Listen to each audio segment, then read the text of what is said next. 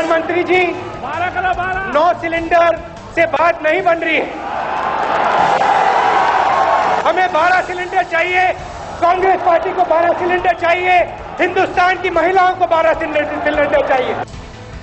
Rahul Gandhi's call to increase the cap on the number of subsidized LPG cylinders from a yearly 9 to 12 per household may not be good economics, but possibly or certainly expected in an election year. More so when the Aam Aadmi Party has seemingly been successful in setting the economic agenda on populism. First with free water in Delhi and then the promise of cheaper electricity.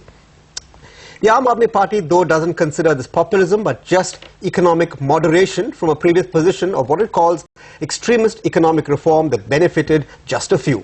Indeed, and the questions we're asking today is, does this stand worry corporate India, or is it reality that it is willing to live with? But before that, will this general election see the Aam Aadmi Party become more than just a Delhi phenomenon and go national? For the answers to all of these questions, we have two guests who join us. Rajdeep Sardesai, Editor-in-Chief of CNN-IBN, is with us, and to talk about the corporate angle, Mr. Adi Godrej, Chairman of Godrej Sons, joins us. Gentlemen, good afternoon to both of you. And thank you for taking the time out to join us in this discussion. Rajdeep, I want to come to you first. You know, the question on everyone's minds and the one that you're going to answer as well. Is the Aam Aadmi Party just a Delhi phenomenon, or is it going across and going to become a national phenomenon very soon?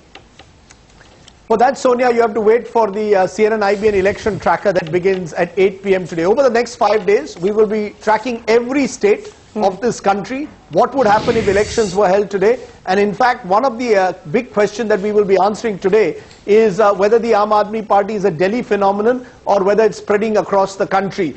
All that I can say at the moment, given those images that you're playing on the screen at the moment, it has captured the media space. But the media is not India, Delhi is not India. And I think our survey might indicate some of the strengths as well as the limitations of the Aam Aadmi Party. Seeing those images, you might believe that it's become a national phenomenon. But I think what is clear is that it is at the moment, it has captured the media space, and Arvind Kejriwal is not playing by the rules of the political game. Look at what is happening. A chief minister is saying, I'm going to do a dharna outside the Home Minister's office for 10 days. I'm going to do all my secretariat work here on the streets. There are officers coming there to the dharna and he's signing files. He is changing the rules of the game. So I think it's more Arvind Kejriwal trying to position himself as a game changer, as a change agent. Whether this can reflect beyond Delhi is a big question mark, because in Delhi there's an anger against the VIP culture, there's anger against the Delhi police, which Kejriwal is trying to capture today, but that may not spread across India. So I think we've got to recognize that what we are seeing at the moment is, in my way, also partly a reflection of the fact that many national news channels have their headquarters in Delhi. So it's very easy to go to a dharna which is being staged here at outside Parliament or outside North Block, because it's so easy to capture. But across India, when it comes to an election, the rules might be slightly different. But for now, Arvind Kejriwal, as I said, is trying to change the rules of the political game. Rajdeep, you've spoken to him yesterday. You've spoken to him for much more than yesterday as well. Is he a man with an ideology, or is he leading a party bereft of ideology, and is that dangerous?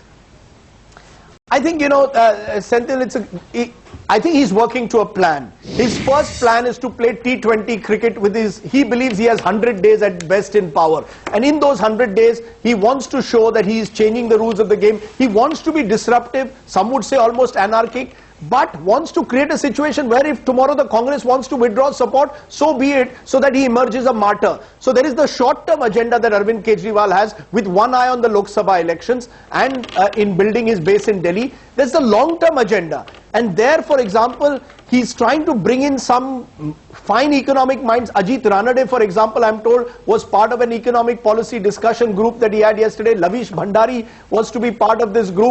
I don't know whether they attended the meeting, but these were the names that we were being given of people who were going to be part of an economic discussion group. Meera Sanyal is part of that group. So clearly Arvind Kejriwal is trying to bring together some good minds to frame an economic policy resolution. But if you see the kind of party he leads, there are all kinds of discordant, almost chaotic voices that come in. So there is the fear that because he's playing for the short term at the moment, in the long term, there is no guarantee that this kind of phenomenon will last. It's clear, though, that, as I said, he believes that the more he is able to change the rules of the game, the more attractive he becomes to those who are sick and tired of the present political system. I'll put one thought in your mind, Senthil. I think he and Narendra Modi in that sense are similar.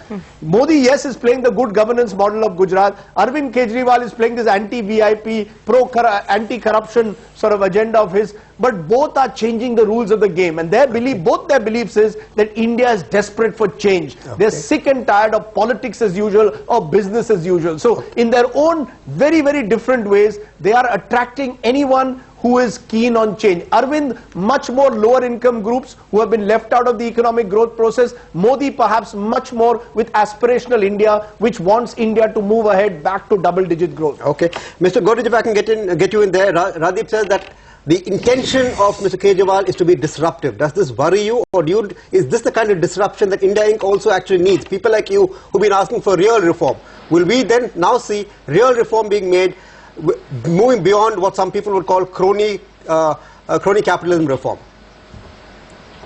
Well, I would say that the rise of the Aam Aadmi Party will in one way be very useful for Indian politics in general, is that the emphasis on probity, the emphasis on avoiding corruption, and the emphasis on politicians being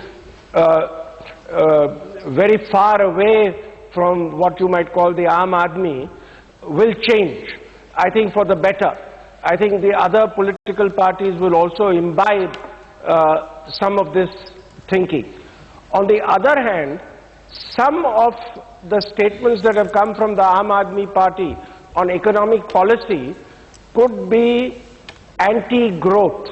I think what is extremely important for the Aam Aadmi in India is that growth should be strong.